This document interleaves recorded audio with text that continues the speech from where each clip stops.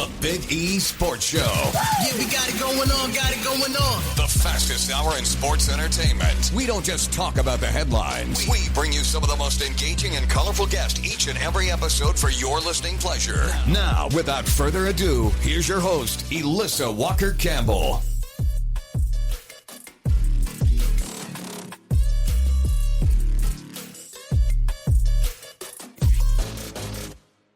Okay, big names, bold interviews, the best in sports. Welcome back to the Big E Sports Show.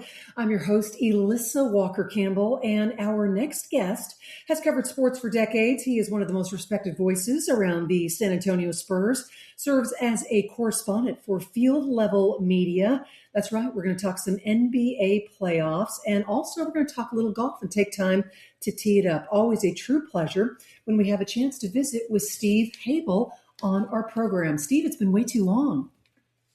It has been too long, Elissa. Happy Mother's Day weekend, and thanks for having me on. Thank you. Well, a happy Mother's Day to your daughter, Olivia. And she just had your first grandson, little baby Corbin, Master Corbin. Little Corbin, yeah, he's growing. It looks like his dad, unfortunately. Well, we better get a golf club in his hand, right? We should, yeah. We should, no doubt. Well, let's hoop it up and let's talk some NBA playoffs. I know you've been covering very closely the Spurs in Minnesota. And goodness, what happened in Game 2 against the Timberwolves? Because they really overwhelmed them on many different levels. Yes, I think that Minnesota got what they wanted out of the first two games in San Antonio. They thought that they could flip the script and get home court advantage, which they did, winning Game 1. Even though the Spurs did not play well overall in that game, they had a chance to win still. Missed a shot at the buzzer that could have won them the game. Game 2 was a whole different ball game. I think Minnesota, like I said, got what they came for.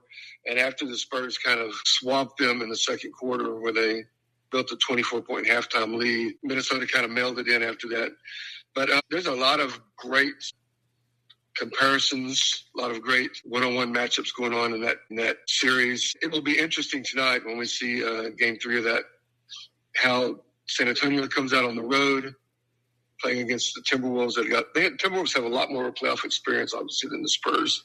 So this will be a tone-setter game tonight in Minneapolis. Yeah, 8:30 tip in Minneapolis, and just an incredible bounce-back performance for the Spurs in Game 2. And how much of that response starts with the leadership and the personality of Wemby? I think that Wembanyama is the unquestioned star of that team. But the reason the Spurs have been so good this year and taken a huge step forward, probably a couple years ahead of schedule, is the team that they put around him is really good. Stephon Castle is a top 25 player in the league right now. The rookies that they have, De'Aaron Fox would be the A option on probably 25 teams in the NBA. He's second fiddle to Wemby. So I think it has a lot to do with Wemby. I think you can really cheat on defense if you're the other four players on the floor, if you know you have a 7'5" guy behind you that's going to clean up in case you make a mistake, which helps a lot. Well, in that Game 2, the Spurs definitely looked more aggressive and connected defensively. What did you notice? I just noticed that the Spurs picked up the pace offensively and defensively. They swarmed Minnesota's shooters, Julius Randle, and when Anthony Edwards came in for his limited minutes, they double-teamed and triple-teamed him to get the ball out of his hands. And then when the Spurs were running like crazy on everything, they were running up the floor on made baskets by the Timberwolves and caught Minnesota by surprise. Minnesota looked old in the second half of the last three quarters of that game. They didn't look like they could keep pace with the Spurs. We know Minnesota's not old, specifically. Anthony's not old. Ant's not old. Some of their players aren't old, but they really took it to them. We'll see if that carries over to tonight. I was going to say, Steve, what are your expectations for tonight, especially coming off a dominant Game 2 performance? I think you could throw the second game completely out with the baby in the bathwater. Mm-hmm. I think that we will see a lot of back and forth scoring today. I predict it'll be low-scoring game, maybe not even into the hundreds tonight for either team. We'll see what the Spurs learned about themselves and if they gain the confidence that a young team gains from playing against a team like Minnesota, winning one of those two games in the first two in San Antonio. Be surprised, quite honestly, if San Antonio wins tonight. I think they'll probably win game 4, but I think that this will be a close Minnesota win tonight. You are listening to the voice of Steve Habel with Field Level Media. He's been covering the San Antonio Spurs all season long. And let's talk about how Victor Wembanyama continues to evolve before our eyes. He's really striding out. What has impressed you the most about his maturity and postseason play? Because it's a whole different animal. Yes, he's been back and forth, quite honestly.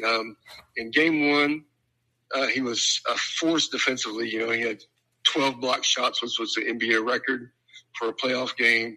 But he only scored 11 points. He missed all 8 of his three-pointers. And on Wednesday night, he did just the opposite. He took better shot selection. He passed the ball more. He put too much emphasis on one side of the floor, which was the defensive side, and not enough on the offensive side. So we see him growing. We see him learning. The whole team is very young, Elissa. I mean, you've got really 2 guys on that team that have any playoff experience at all. It's Harrison Barnes, who's coming off the bench. He's the elder statesman of the team and played for Golden State for all those years early in his career. And then De'Aaron Fox, just a few games. So everybody else, this is new for them. So they've got to understand the intensity of the game in the playoff level, especially at this second set of games in the playoffs. They understand how the game's going to be called by the referees. They're learning that a little bit more. I think he's grown, but it's pretty impressive how the team as a whole has grown and not just him. Well, if the Spurs are going to win this series, I mean, what do you think is going to be the biggest key over the next couple of games? For the Spurs to do a lot of what they did in game 2, not necessarily in the blowout part of the game, but in the first quarter and a half, where they were more aggressive defensively, more aggressive hitting the offensive glass. People forget that, Wembanyama he was the unanimous defensive player of the year this year in the NBA, the first one to ever get that award. But the guy on the other side of the floor, Rudy Gobert, is a 4-time defensive player of the year, and he's basically Wembanyama's mentor. So it's a lot of in-play between those guys. They kind of know each other's games. I think that we'll see a little bit more of the aggressiveness that we saw from the Spurs in the first half of game 2. I'd be very, very surprised if they settle for 3-pointers like they did in game 1. I think the rest of these other 5 games are just going to be a dogfight between these two teams. Yeah. He is the Spurs correspondent for Field Level Media, and that is Steve Habel. I've got to give you another quick hit talking about San Antonio. What direction is this organization headed? Because are we witnessing another long-term championship window and foundation for San Antonio? What are they building right now? Yes, I think between Oklahoma City and San Antonio are the 2 teams that have the best young talent in the league, and they'll continue to be that way.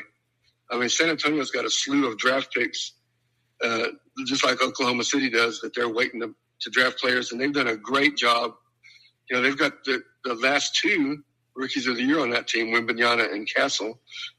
Literally could have had a third if it wasn't Cooper Flagg in Dallas. That Dylan Harper, the Spurs 6-man extraordinaire, or not 6-man, but definitely off the bench guy right now. He started 4 or 5 games for the Spurs. He is a force, and he's only 20 years old. So, I mean, if they can keep the core together, people forget that De'Aaron Fox is in his late 20s, between Wembanyama and Stephon Castle, who's 21, and Harper. I mean, these guys are young and really good. Their coach is good.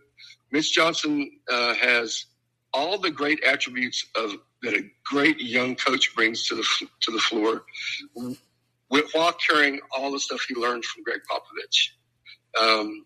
Its Popovich stamp is still all over this team, Elissa. I mean, And I know he mentors them a lot and mentors Mitch a lot. But, there are times in the game that you see, Popovich would have never let the team play out a situation like that, make mistakes. He would have been all over them.